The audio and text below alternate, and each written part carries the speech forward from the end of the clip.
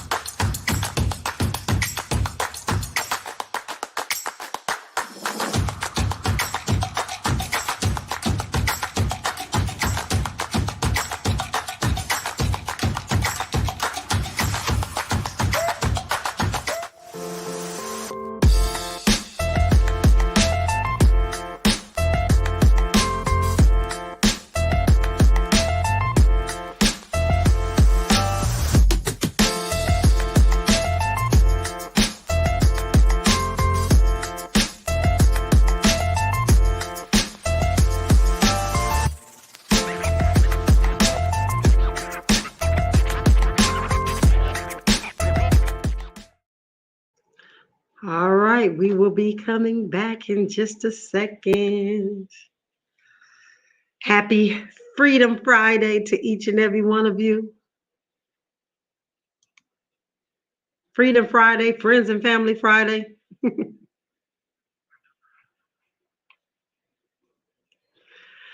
All right, welcome forward. So, we were talking yesterday in round one about the feds versus the government, that they were two separate entities doing two totally different things and in reference to the same thing, which is money. One wanting inflation to be crushed by raising prices and raising interest rates, and the other one wanting people to go out and spend because that pays the bills for the government. And so we were talking about that. But the big takeaway here is that the feds are trying to fight inflation.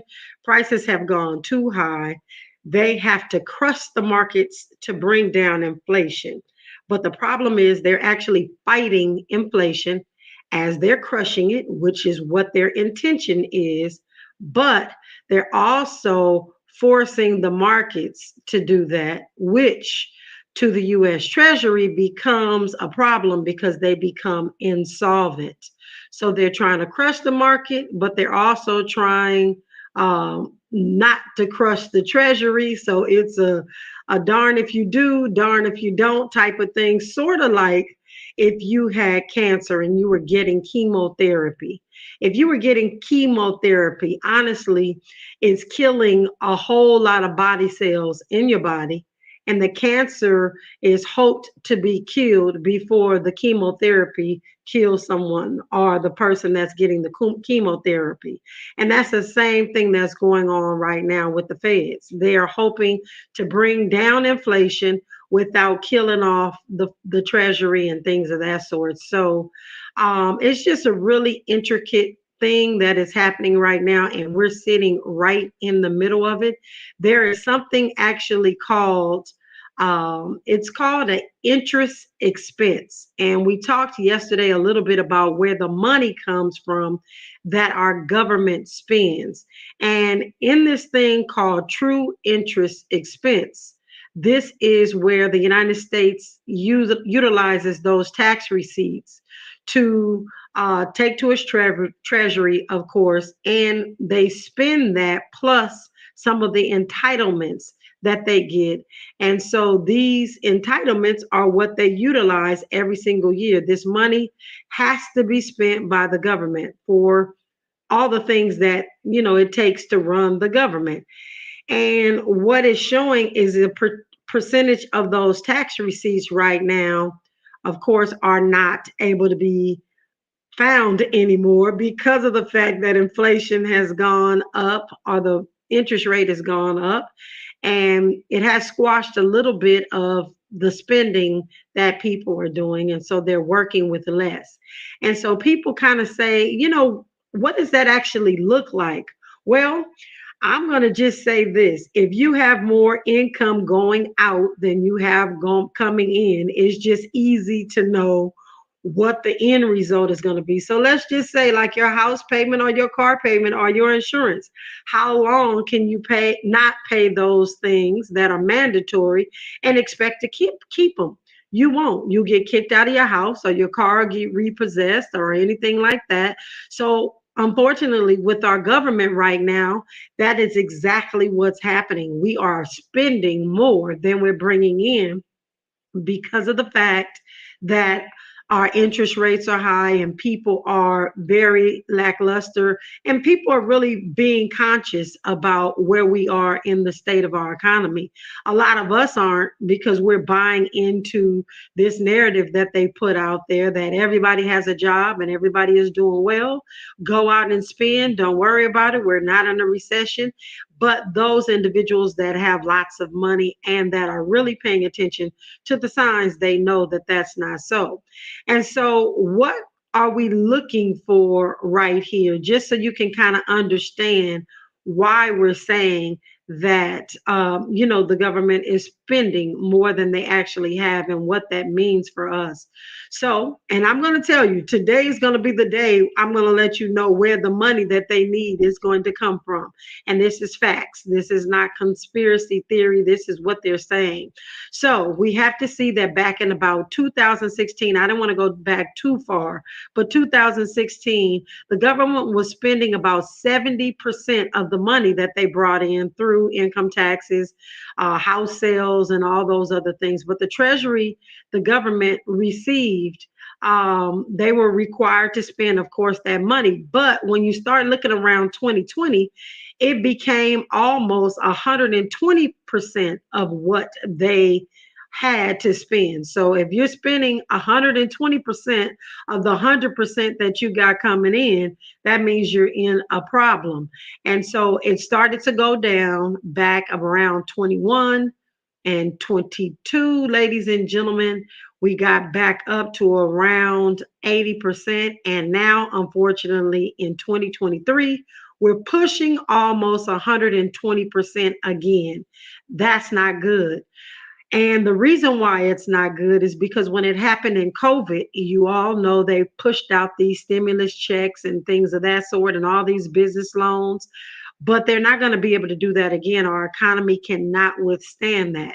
So, what are we going to do about that? Well, the Treasury is going to go broke. And we know if they can print money, they are not going to go broke. So, I say that, but I also take that with a grain of sand. I know that they can just print more money, and anybody that has the ability to do that, they should never go broke, right? But them not having the type of money in the Treasury that they're supposed to is a really, really big deal. And as a matter of fact, if you're listening to me all the time on Ahead of the Crypto Curve, you will find out so many different things as it relates to where they're pulling money from, or where they intend to pull money from, and what they're trying to figure out if they're going to tell the American people or not. So you have to listen at some of the past shows to get that. What we're going to say is just here recently, on January 30th, the U.S. Department of Treasury actually announced it was going to borrow some money from January to March 2023. So we sit right now in the middle of this borrowing spree that the Treasury has done. And guess what? They are borrowing $1 billion with a B. So we're right here, right now, and that is what is happening. And so it's right here on our doorstep. So what we have to really give face with is what we do after we find out this little bit of information. So we have Jerome Powell, which we've been talking about on the Fed side over here on the left, and he's sticking to what he said about curing or killing inflation. And he's going to stay here until the job is done. And I think I'll give you a little bit more information so you can get some context on why these people are so just hell bent on making sure that their job is done, because for them, their reputation and all these things that happen on their watch are personal, because they'll never get the recognition or another job somewhere. So he's sticking in until the job is done. His plans of raising rates and tightening the monetary policy until inflation come down is what he's going to do. The problem, like I said, is that the Treasury is out of business. And so Janet Yellen is on the other side, and she's got some up her sleeve, ladies and gentlemen. As a matter of fact, we can see in many of the articles that she has been talking about, or talking on, that Yellen is already starting to worry about the loss of adequate liquidity. And she said that, of course, she was going to go broke and that the government does not have enough liquidity. And she's taking steps. And I need you to listen to the wordplay. She's taking steps to enhance the Treasury market and boost the fund's resilience. And I love this part right here. She said the U.S. Treasury is taking steps to strengthen the markets because it was running out of liquidity, and she was going to manipulate some things. Now, She didn't exactly say it that way, but she definitely said that they were going to maneuver. That was the word that she used specifically. They were going to maneuver. And so, what um, Jerome Powell doesn't want to do is look bad. So, he wants a strong dollar, and Yellen needs a weak dollar. And so, we're right in the middle of this thing. And so, the dollar index, as measured on the Dixie, and when we looked at it, it looked like it always looks at the strength of the dollar. So who's actually winning this fight? Is it Jerome Powell who's pushing it up, or is it Janet Yellen who starts to push it down? Who's winning? Well, you can see who's winning. You can kind of see who's winning the game of tug of war. I think it's Jerome Powell right now. It doesn't stop there though. As a matter of fact, Janet Yellen is continuing to say that with this debt accounting maneuver, she's going to do quite well. So, how can they maneuver the treasury is going to be how they alter the investments that are there now. So, I need you to hear me. If the debt limit has not been raised, or even if there is a new debt limit, they're going to have to do some maneuvering.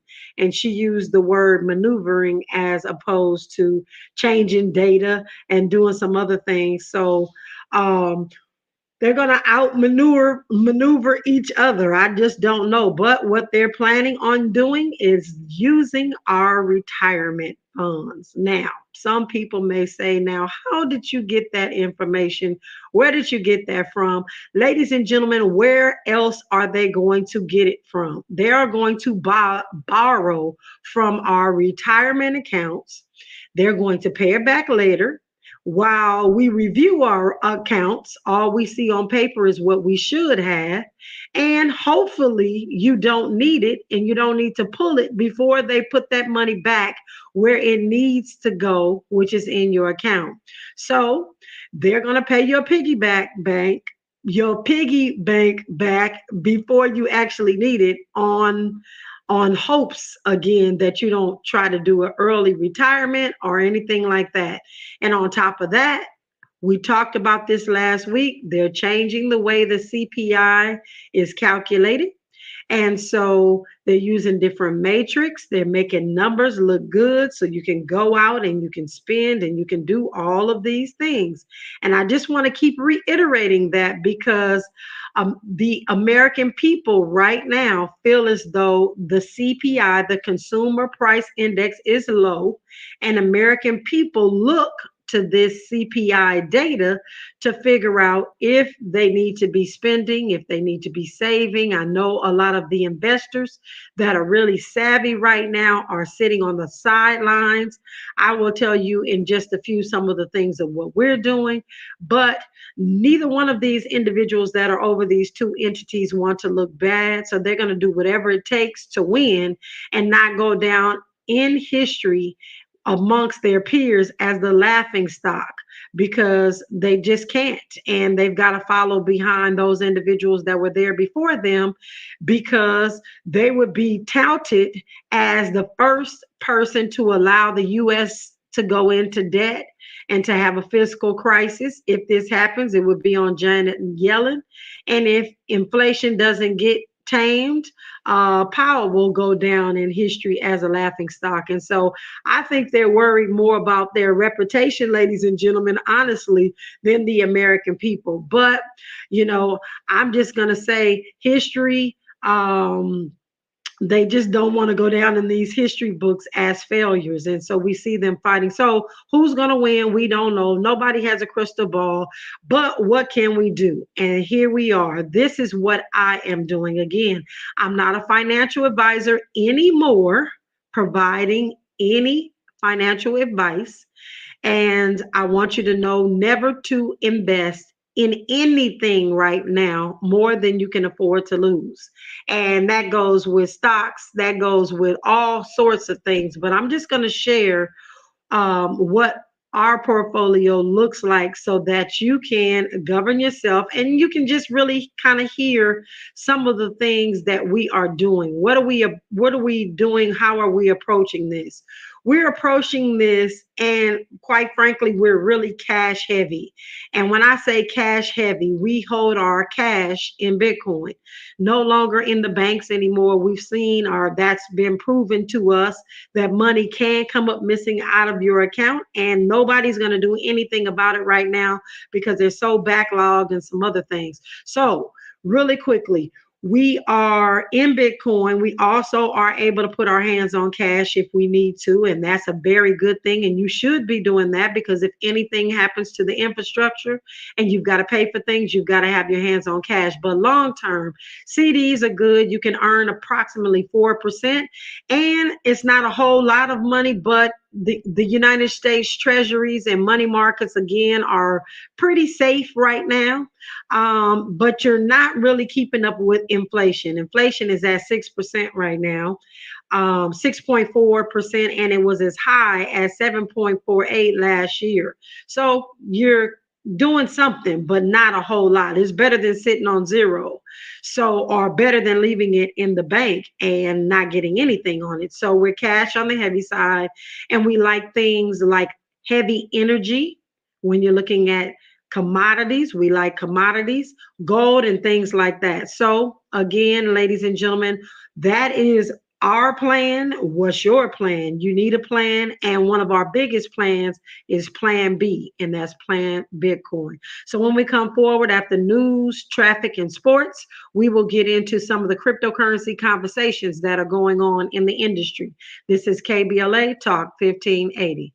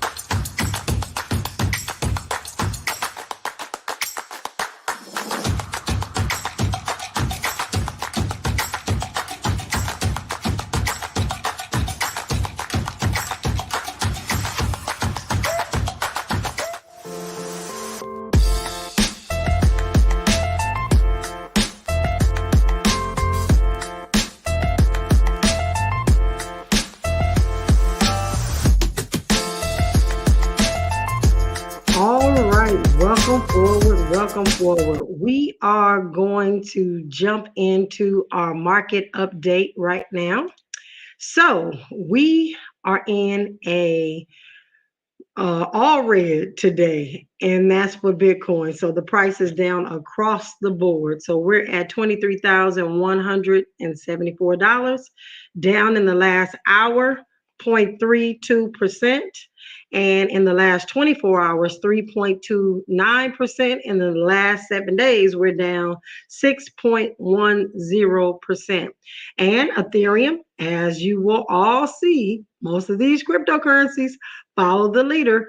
$1,607 is where we are with Ethereum. We're down in the last hour, 0.54%. We're down in the last 24 hours, 2.74%. And we're down in the last 7 days, 5.83%. And as I scroll, I see red all the way down to I don't know where, but that's where we are. And so, ladies and gentlemen, every single one of the cryptocurrencies that I am looking at all have red.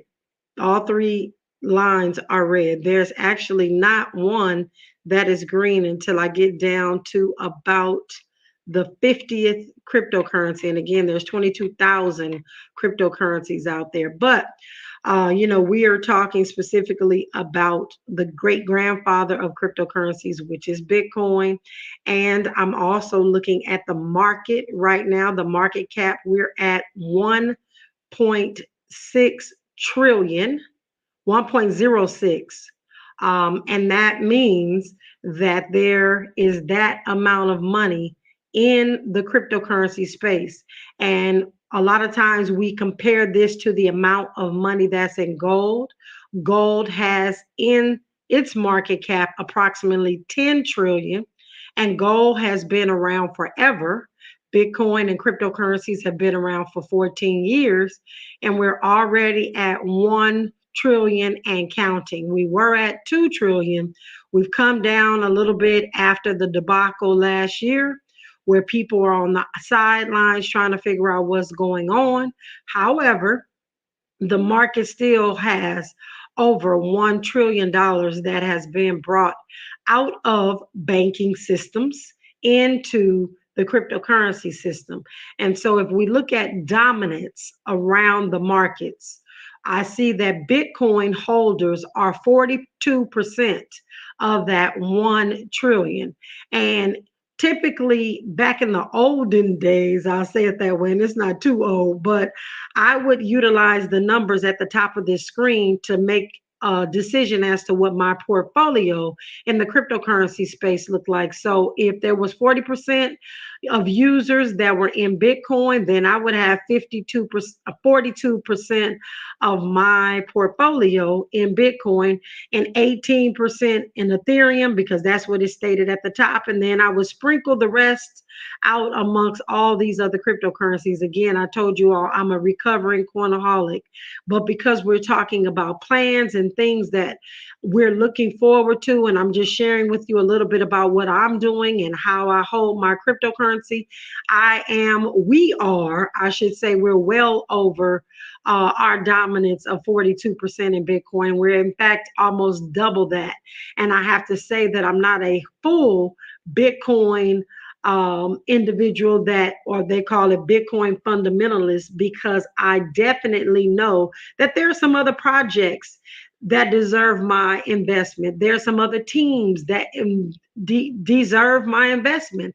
And so I get involved with those because there is a mission behind what they're doing, be it here in our communities, recycling Black dollars, or helping out over in Africa. I don't know. They may be building water wells, whatever it is. I will rock with that. I'll support that. So I can't say I'm a real Bitcoin fundamentalist, but when it comes to monetary investment, where I know that because I know that I'm going to be able to change my family forever, financially forever, that's when I look to Bitcoin. And so I just wanted to share that with you all today because, a lot of people do ask, well, how much Bitcoin do you hold? Now, you don't ask anybody how much they hold in the bank, but I could possibly just tell you some rough figures as to what we keep in percentages. And cash on hand is very little, just to make sure we have enough if we need to make some major moves quickly. We're able to do that. So, a couple of things that have hit the cryptocurrency space that you need to know about. One is really getting under my skin. Actually, both of these stories are getting under my skin today. First and foremost, Gary Gensler, our SEC chair, is playing games, ladies and gentlemen, but not the games that you think. Gary Gensler has absolutely made a spectacle of cryptocurrency companies that really haven't even engaged in actual misconduct, or at least that misconduct has not been brought to the forefront. So I'll say that because I don't want to wind up eating my words later. But I will say that these companies have not been found guilty or been under any type of investigation of engaging in actual misconduct. But Gary Gensler has been cracking down on these exchanges when the real fraud that is taking place, that we know is taking place, and he is nowhere to be seen. Now, why am I saying that? Because last week, we finally got some of the documents from the court case as it relates to Sam Bankman-Fried and FTX. And we know, and I've said this before, if you don't believe me, go back and check. There are a lot of our public officials that are going to have to pay the piper as this gentleman goes to court. As he goes through trial, you're going to hear from some of our public officials who were very entrenched or involved with him. And with that, on February 13th, the federal judge put the Securities and Exchange Commission and the Commodities Future Trading Commission cases that were on FTX and CEO Sam Bankman-Fried on hold.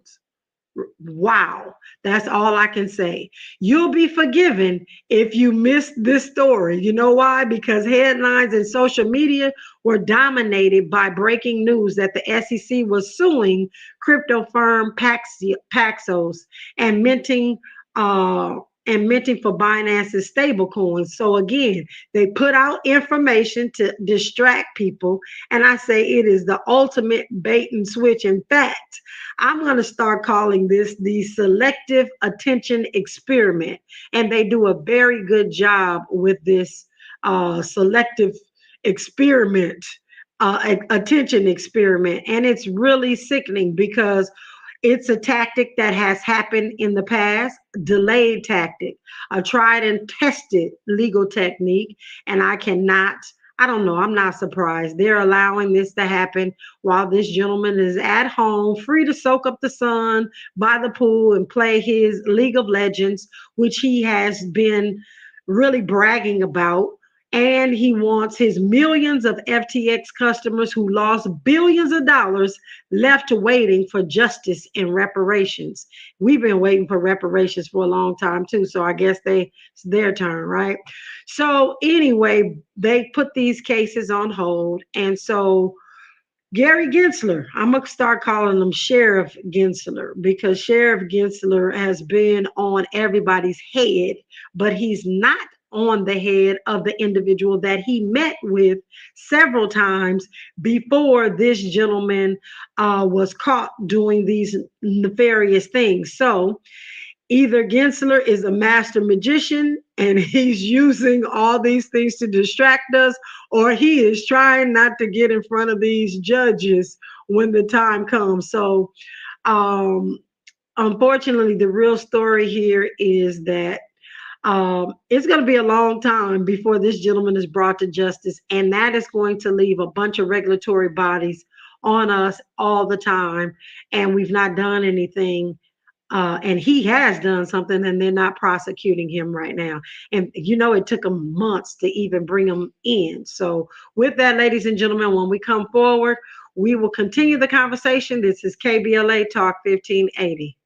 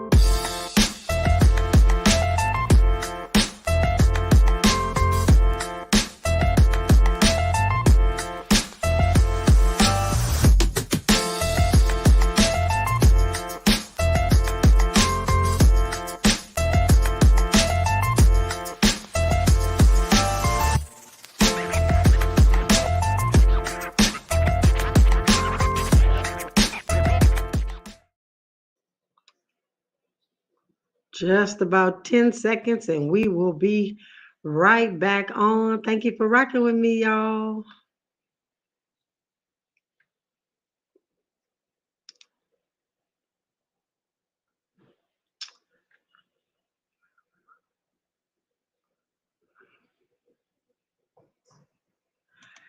All right, welcome forward. So, this next story really just kind of gets under my skin for more ways, for more reasons than one. And I can't get into all of them. I'm trying to figure out how I'm going to work on this story.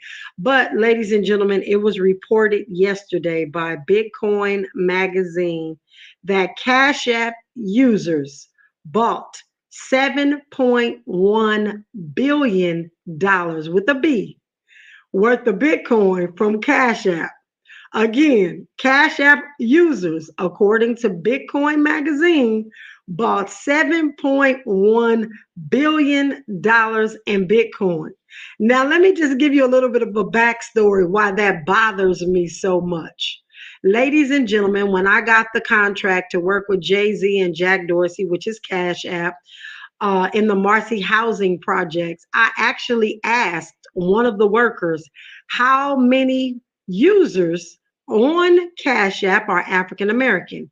And he told me a little over 62%. So if 62% of the users are African American on Cash App, and Cash App has sold $7.1 billion, that means that Most of the funds that came in to buy Bitcoin came from our community buying Bitcoin. Now, you've got two black platforms in this entire country, and we sell Bitcoin. And we're talking about Crypto Blockchain Plug along with the Black Wall Street Wallet. Now, those are the only two African American platforms here in the United States that I know of. Now, there may be some more, but those are the only two that I know. And ladies and gentlemen, if Cash App only charged 1% for these transactions, which I know they charged more. They didn't just charge 1% because they added a little bit on the Bitcoin, not to mention accounts that have been compromised by their employees. That's a whole nother conversation. But just in the event that they charge 1% for $7.1 billion worth of Bitcoin sold, they made $71 million in a year off the backs of our community. And of course, they picked some celebrities to come and start talking about Bitcoin and stuff like that, and getting our younger generation into buying Bitcoin. And so the the whole thing about recycling black dollars is so critical when I look at this number, and the fact that, as I told you all, both myself and Hill Harper have been in front of a vast number of investors, and they do not want to fund our organization for the most part because it's not the big monies that they're used to getting for the sales of Bitcoin. It's the dollars, the $6, the $10.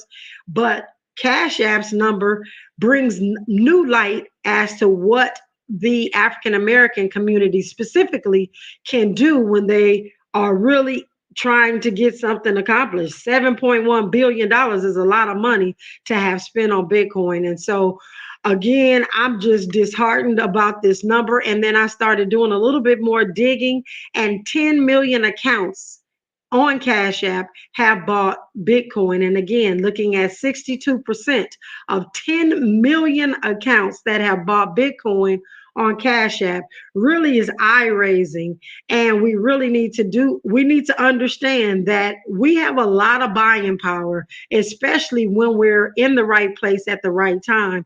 But some of the things that I see happening to help us lose that wealth, even on Cash App, is people are getting their Bitcoin stole off Cash App because they're not paying attention. There's some employee things going on that I know. And then just simple things of just about being ripped off or making a mistake in this space. Making a mistake in this space, especially on Cash App, can be a very daunting task when you're trying to get it back because you can't talk to a real person. You're online, emailing back and forth. I've taken an issue that I've had up to the third level of supervision, and nobody can cure the issue. And it's just money loss. And I think a lot of Black folks just walk away and say, you know what, forget it. I didn't need that anyway. But they are making money hands over fist on our community, and really nobody's holding them accountable for that. So I am looking at how I can be a champion for change, not necessarily, people are going to shop or buy Bitcoin where they want to. We can't force them to utilize black black Bitcoin platforms, which if they did, that would definitely help us having $71 million come through our door. We could hire more people. We could open up more locations, all of those things with $71 million. But I think they really need to be held accountable for the misuse, the mistreatment of our community.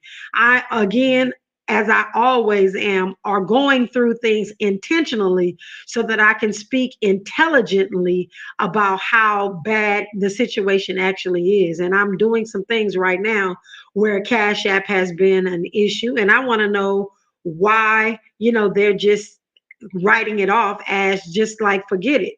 And again, so many Black folks they're working, they're young, they're working, I don't want to say that they're haphazard, but they're not going to do their due diligence and keep staying on top of things to get their money back. $500, a loss of $500 is a big deal, but I'm finding more and more that individuals that are buying on Cash App are experiencing these losses and just pretty much walking away. And so, yeah, Cash App is doing really well. And so just stay tuned for what my plans are with that. I just found out this little bit of information along with the two other situations that I'm dealing with Cash App. So I will let you know how that pans out. So when we come forward, we will get into our daily dollar cost average, because I say a DCA a day keeps poverty away, and we are on a mission to close this wealth gap. This is KBLA Talk 1580.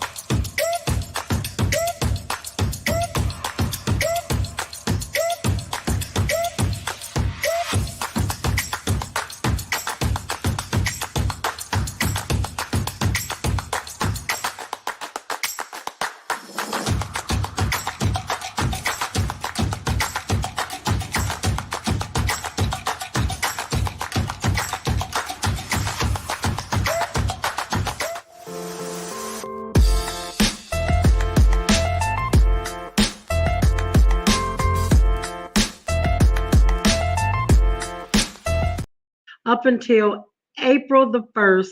And then from April the 1st on, we're going to just report every 6 months, maybe even every month, as to what our Bitcoin is doing, what we've saved up for the year. So we're buying this on the Black Wall Street wallet, which is one of the only Black wallets that is out here today.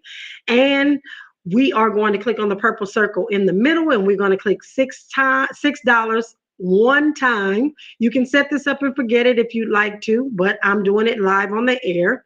And that is all it takes. You pick the wallet that you're going to put it inside of. And I have a KBLA Talk 1580 wallet inside of the Black Wall Street wallet, so I can keep track of that particular group of Satoshis, as opposed to mixing it into like my retirement account, which is in there as well, and some other things, other places where I actually buy Bitcoin, just so I can keep track. I like to compartmentalize. So with that, ladies and gentlemen, we are making way for the DL Hughley Show. I want to thank each and every one of you for rocking with me, your host, Najah Roberts, on Ahead of the Crypto Curve, where we are creating Satoshi millionaires, one family at a time, one day at a time, one Bitcoin at a time, one Satoshi at a time. And ladies and gentlemen, that means you. Hey. You're listening to Najah Roberts on Ahead of the Crypto Curve. Please follow her on all social media platforms at Najah Roberts, no underscores, no dots, No numbers, just Najah Roberts. Let's close the wealth gap. It's our turn. This is KBLA Talk 1580. Learn or get left behind. Create your own economy. Let's get ahead of the crypto curve.